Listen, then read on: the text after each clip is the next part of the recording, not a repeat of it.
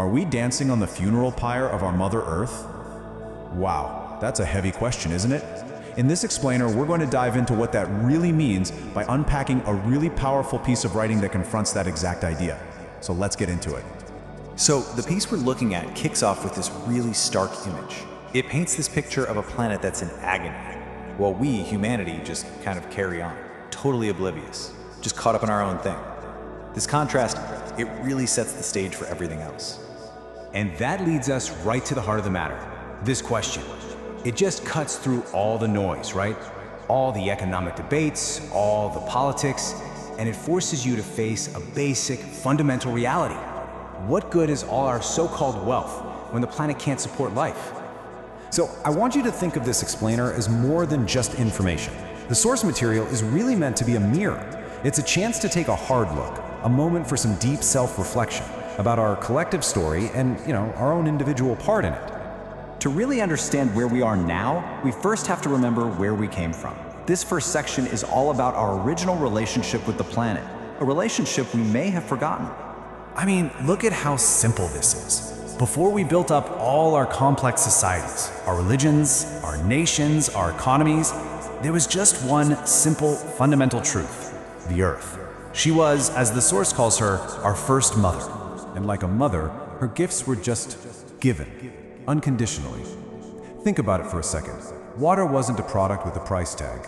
Air wasn't something you had to qualify for. The whole relationship was based on provision, not profit. There were no bills, there was no ownership, and because of that, there was no greed.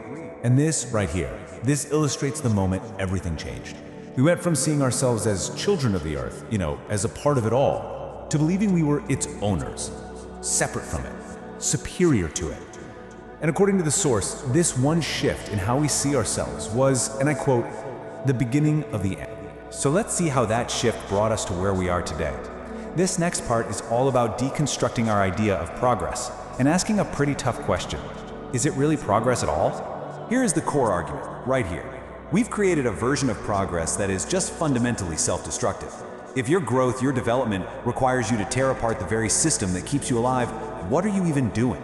The text is blunt. It says that's not progress. That's just a slow collective suicide. And just look at the contrast here. On one side, you have all the symbols of our modern success. Gleaming cities, non-stop consumption. And on the other side, well, there's the cost, the real cost. We tear down forests to build things. Then we wonder why the planet is getting hotter. We pollute rivers to make stuff. Then we wonder why we're running out of clean water. The connection is so direct, but so often we just choose not to see it. This line really hits hard. We have this habit of talking about nature's response like it's a human emotion, right? Like the fury of a hurricane. But this reframes it completely. It suggests the planet isn't out to get us. It's not punishing us. It's just tired, worn out from our constant, relentless exploitation. Okay, so to make this whole idea feel a little less abstract, the source tells this short, allegorical story. It's designed to make the potential future we're heading towards feel incredibly personal and very, very real. Just imagine that for a second. A world where a toxic environment isn't seen as a crisis, it's just normal. Where the physical pain of breathing polluted air is just accepted as life. It's a chilling thought, isn't it? It shows how quickly we can get used to a broken reality and completely forget what we've lost. And here's the punchline of that story, the moral. The loss of their world, it wasn't some unavoidable tragedy. It wasn't an accident. It was the result of 1,000,000 tiny choices. 1,000 small decisions, again and again, that put short-term convenience ahead of long-term survival, until it was too late. Which brings us right to our next section. The argument here is that this isn't some far-off, hypothetical future. The crisis is now. The house is on fire, right now. I mean, the proof is everywhere. It's laid out right here. This isn't just about scientific models anymore. This is our daily news cycle. Fires raging where lush forests used to be. Floods sweeping away homes. Record-breaking heat in places that used to be covered in snow. This is the reality for millions of people today. What a powerful way to put it. Think about that metaphor. If your house is on fire, your first priority isn't to figure out who's to blame, right? It's to put out the damn fire. The source uses this to criticize our collective paralysis, how we're stuck arguing while the crisis gets worse and worse. And here's another story. just as powerful as the first. This one's about memory, about loss, and about how our baseline for what's normal can shift so dramatically without us even noticing. And that's the key insight. The river, which is really a symbol for the Earth itself, it didn't fundamentally change. We changed. Our relationship to it changed. We were the variable. We went from living with it, to using it up, until it was gone. So all of this builds up to the final and maybe the most confrontational part of this whole piece. This is about accountability. It's about the choice that is now right in front of every single one of us. And there it is again, the question that started it all. It really demands an honest answer, doesn't it?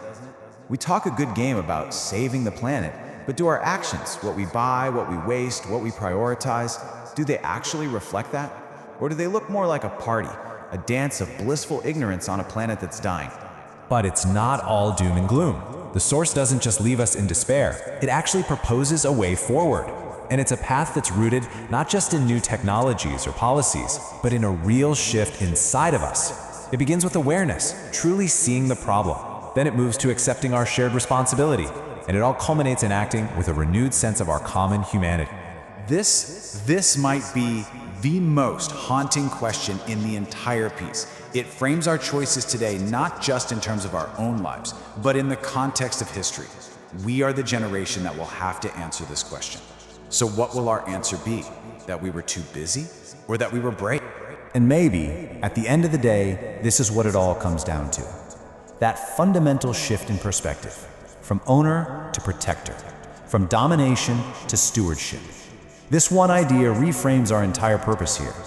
The Earth isn't a possession to be used up.